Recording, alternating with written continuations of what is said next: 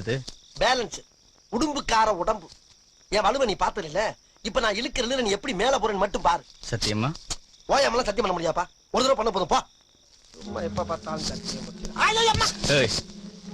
சரி. இப்ப போ. சத்தியமா? அட போப்பா. டேய், என்னடா பண்ண? என்னமோ பண்ண போய் சொல்லடா.